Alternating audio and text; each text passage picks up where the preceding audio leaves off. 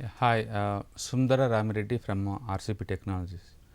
Last couple of years నుంచి ఈ large cap లేదా మిడ్ క్యాప్ లేదా స్మాల్ క్యాప్ సెగ్మెంట్ ఎంత రిటర్న్స్ జనరేట్ చేసినాయో మనం స్టెప్ బై స్టెప్ అబ్జర్వ్ చేద్దాం. సో లార్జ్ క్యాప్తో కంపేర్ చేసినప్పుడు ఆ particular year small cap mid cap ఎలా ఉంటుంది. యూజువల్గా compare to large cap mid cap and small క్యాప్లోనే వాలటిలిటీ ఎక్కువ ఉంటుందండి. వాలటిలిటీ కొంచెం ఎక్కువ ఉంటుంది. అంటే బీటా స్టాక్స్ ఎక్కువ ఉంటాయి దీంట్లో. బీటా అంటే మనం కంపేర్ టు మార్కెట్ రిస్క్తో పోల్చుకుంటే హై రిస్క్ హై రివార్డ్ ఎక్కువ ఉంటుంది అనమాట. అంటే మార్కెట్తో కంపేర్ చేసినప్పుడు ఎక్కువ మూవ్ అవుతుంటాయి, పైకి కావచ్చు కింద కావచ్చు. అంటే మూమెంటం ఎక్కువ ఉంటుంది అనమాట బై డిఫాల్ట్. అందుకని మార్కెట్ పట్టణం స్టార్ట్ అయింది అనుకోండి, లార్జ్ క్యాప్తో కంపేర్ చేసినప్పుడు న్యాచురల్గానే mid cap and small caps ఎక్కువ పడిపోతాయి. అలాగే మార్కెట్ అప్ ట్రెండ్ స్టార్ట్ అయినప్పుడు కూడా లార్జ్ క్యాప్తో పోల్చుకున్నప్పుడు డెఫినెట్గా small cap and mid cap extra move జరుగుతాయి కంపేర్ టు లార్జ్ క్యాప్తో పోల్చుకుంటే. అదే విషయం మనం హిస్టారికల్ డేటా అబ్జర్వ్ చేస్తున్నప్పుడు కూడా మీకు ఆ విషయం మీకు అర్థం అవుద్ది. ఇప్పుడు చూద్దాం 1 by 1 ఇయర్ వైజ్ పర్ఫార్మెన్స్ ఎలా ఉంటుందో. 2006 నుంచి మనం చూద్దామండి. And Nifty large cap 40% up trend అండి ఆ ఇయర్. బట్ ఆ ఇయర్ మిగతా మనకు చూసినట్లయితే mid cap 28% and small cap 32% అండి. మిడ్ క్యాప్ డెఫినెట్గా తక్కువ పర్ఫార్మెన్స్ చూపించింది. అండ్ బట్ 2007లో కనుక చూసామనుకోండి, 2007లో లార్జ్ క్యాప్ ఓన్లీ 59% రిటర్న్స్ అండి ఆ ఇయర్. బట్ మిడ్ క్యాప్ చూస్తుంటే 77 అండి, అది బీట్ చేసింది లార్జ్ క్యాప్ని. అండ్ స్మాల్ క్యాప్ అయితే 96% అండి. ఇట్స్ టూ గుడ్ అనమాట. అంటే కంపేర్ టు లార్జ్ క్యాప్తో పోల్చుకున్నప్పుడు లిటరల్లీ అది 90% మార్జిన్తో బీట్ చేసింది. అదే 2008 చూసామనుకోండి, అది అమెరికా రిసెషన్ టైం అండి. వరల్డ్ వైడ్గా ప్యానిక్ వచ్చేసి అన్ని మార్కెట్ డౌన్ అయినాయి. ఆ టైంలో ఇండియన్ మార్కెట్ బాగా డౌన్ అయింది. అప్పుడు లార్జ్ క్యాప్స్ 53% డౌన్ అయిందండి. అదే టైంలో మిడ్ క్యాప్ 65% డౌన్ అయింది అండ్ స్మాల్ క్యాప్ 69% డౌన్ అయింది. మీరు అబ్జర్వ్ చేస్తే లాస్ట్ 2007లో నిఫ్టీ అప్ ట్రెండ్ 59% అయితే స్మాల్ క్యాప్ 96% అయిందండి. అండ్ 2008లో నిఫ్టీ 53% డౌన్ అయితే ఇది 69% డౌన్ అయింది.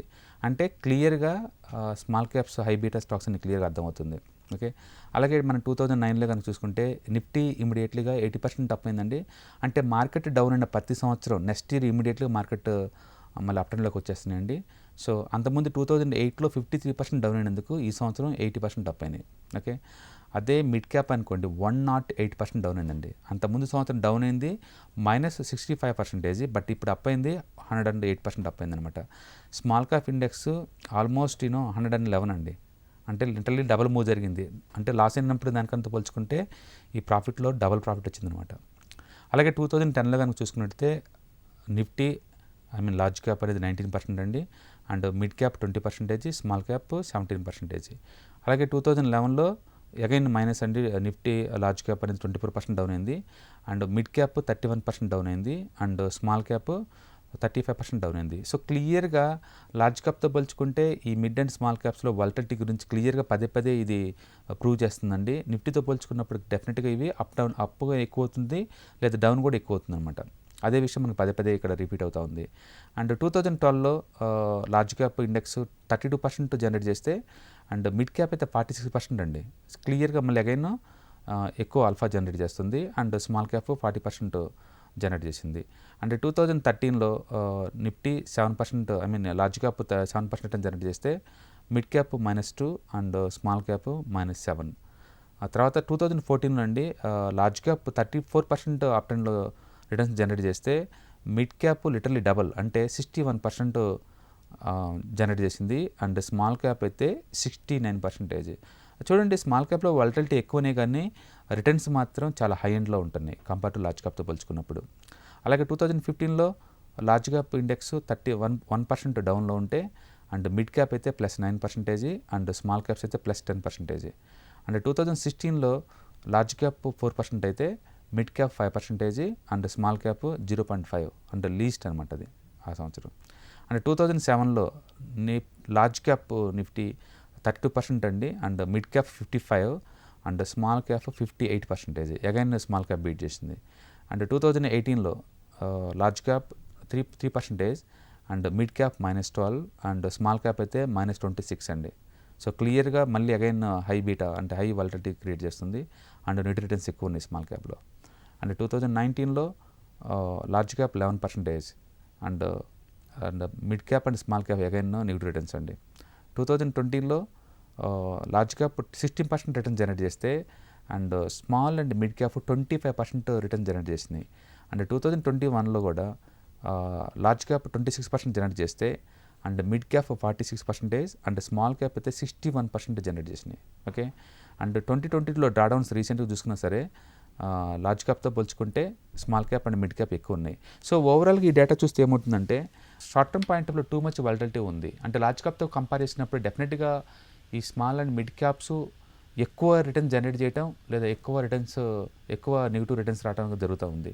కాబట్టి వాలటిలిటీని మీరు ఫ్రెండ్లీగా ట్రీట్ చేస్తే కనుక స్మాల్ క్యాప్స్లో పదే నీకు ఛాన్స్ ఇస్తుంది. పడ్డప్పుడల్లా బై చేయడం ద్వారా, పెరిగినప్పుడల్లా అమ్మటం ద్వారా ఎక్కువ జనరేట్ చేసుకోవచ్చు అనమాట. కాకపోతే బ్రాండెడ్వి కొంచెం విత్ ఇన్ స్మాల్ క్యాప్లో కూడా మంచి మోనోపలి బిజినెస్ మోడల్ మాత్రమే స్టిక్ చేయడం ద్వారా లాసెస్ని మినిమైజ్ చేసుకోవచ్చు, ఎక్కువ రేట్ ఆఫ్ రిటర్న్ జనరేట్ చేసుకోవచ్చు.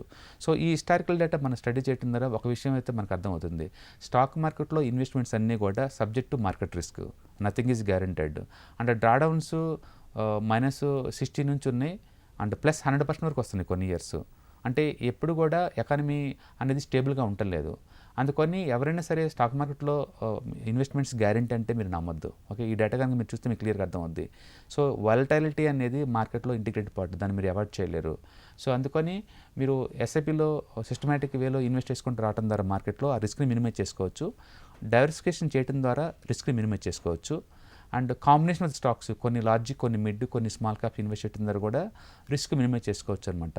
ఓవరాల్గా ఈ స్టడీ ద్వారా మనకు అర్థమైంది ఏంటంటే stock market volatility asset class, consistency returns లేవు.